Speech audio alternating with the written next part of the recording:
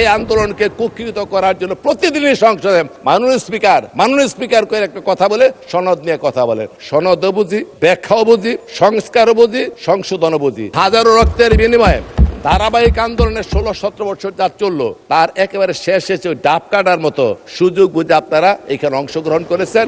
আরে শিশিরের পাতা থেকে এক ফুটা ফালায়া দিগিরে বলে মনে রাখিস বেটা। অনেকে আন্দোলনে যোগদান করেছেন, কখন করেছেন, কোন সময় করেছেন, কোন অবস্থায় করেছেন, কোত্থেকে করেছেন আমরা জানি। কিসের নিচ থেকে আসছেন সেটাও বলতে চাই না, সবাই জানে। কখন এসেছেন সেটাও জানি না। এই প্রসঙ্গে আমি শুধু ছোট্ট একটি গল্প বলে আপনাদের বোঝাতে চেষ্টা করব। মাননীয় স্পিকার, এক শিক্ষক ছাত্রকে বলছে এদিকে আয়তো, বলে জি স্যার। বলে ওই বাড়ি থেকে একটা দাও নিয়ে আন। বলে কেন? বলে আমি ডাব খাবো। দাওটা নিয়ে আয়, দাওটা কেটে ডাব খাবো। তখন বলে স্যার, এখন যদি ডাব কাটার জন্য ওই বাড়ি থেকে দাও নিয়ে আপনার দিকে আসি, মানুষ মনে করবে শিক্ষকের দিকে দাবিত হচ্ছে দাও নিয়ে, বেয়াদব করবে, সে বুঝতে পারবে না এই দাও আমি কেমনে আনি। তখন বলতেছে ঠিক আছে তুই আমি আনি। দাওটা শিক্ষক গিয়ে নিয়ে আসলো।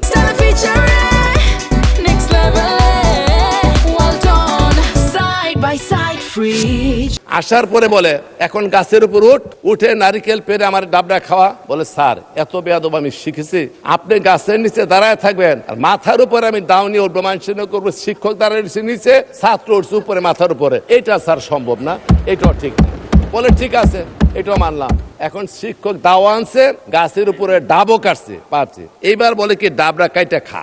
এখন বলতেছে স্যার কয়বার বেয়াদবি করে, দুইবার দুইটা কথা রক্ষা করে নেয়। এইবার ডাবডা নেনে ছাত্র কাইটা ডাবডা খেয়ে ফেলছে।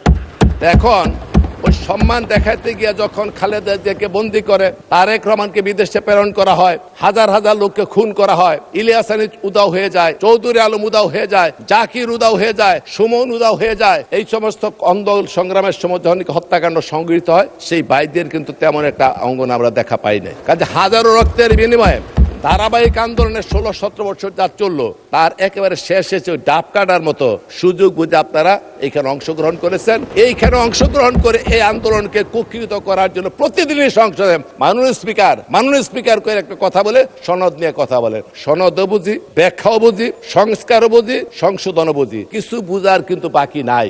অতএব মানুষকে বুঝতে দেন, সঠিক পথে আসেন, ধারাবাহিকভাবে কর্মসূচি পালন করার চেষ্টা করি। শৈবাল দিগিরে বলে উচ্চ করে শের, লিখে রেখো এক বিন্দু দিলেম শিশির। আরে শিশিরের পাতা থেকে এক ফুটা ফালায়া দিগিরে বলে মনে রাখিস বেটা। অথচ পুরা শৈবালের অস্তিত্ব নির্ভর করতেছে গোটা পানির উপরে। অথচ তারা ওই শিশির বিন্দুর মতো সর্বশেষ যোগদান করে এখন বিভিন্ন চিৎকার করছেন। এগুলি করার দরকার নেই। ভালোভাবে আছেন, সুন্দর করে আছেন মাননীয় স্পিকার। উভয়ে মিলে দেশকে গড়ে তুলতে চাই, সেই সহযোগিতা আপনাদের কাছে কামনা করি।